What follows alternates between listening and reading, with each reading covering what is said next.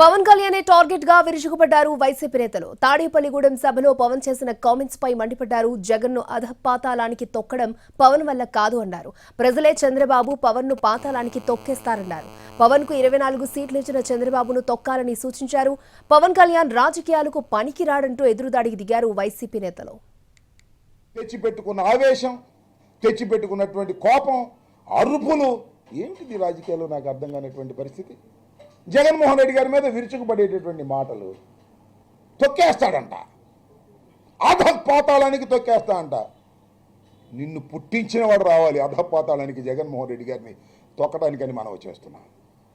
జగన్మోహన్ రెడ్డి గారిని అధపాతాళానికి తొక్కగలిగినటువంటి శక్తి నీకుందా? ఒకసారి ఆలోచించుకో.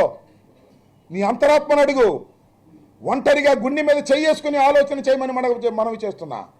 జగన్మోహన్ రెడ్డి గారి గురించి మాట్లాడే నైతిక హక్కు లేనటువంటి వ్యక్తివి నువ్వు. చంద్రబాబు నాయుడు, పవన్ కళ్యాణ్ ఇద్దరూ కలిసి ఎవరిని మోసం చేయాలన్నా కూడా మోసపోవటానికి ఇక్కడ సిద్ధంగా ప్రజలు లేరు.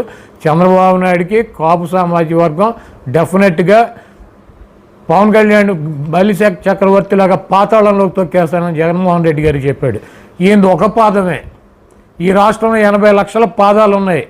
పవన్ కళ్యాణ్ని నాశనం చేస్తున్నటువంటి చంద్రబాబు నాయుడిని 80 లక్షల పాదాలతో చంద్రబాబు నాయుడిని ఇంకా ఎప్పుడు జీవితంలో పైకి లేకుండా పాతాళంలోకి తొక్కి ఆయన్ని సమాధి చేయబోతున్నారు. తప్పకుండా అదే జరుగుతుంది. తొక్కమను ఆయన తరం కాదు, ఆయన ఇది కాదు.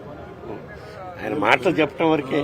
మీటింగుల్లో డైలాగులు, సినిమా డైలాగులు చెప్పినట్టు చెప్పడం అంత ప్రాక్టికల్గా కాదు. రేపు జరగబోయేది మా ముఖ్యమంత్రి గారు చెప్తున్నారు. Class war, caste war, class war జరగబోతుంది. ధనికులు, దోపిడీదారులు ఒక పక్క, సామాన్య ప్రజలు, ప్రజలకు మేలు జరిగిన ప్రజలు ఒక పక్క ఉంటారు. ఎప్పుడైతే 24 సీట్లతోటి సరిపెట్టుకుంటూ మనకి సంస్థాపరంగా బలం లేదు,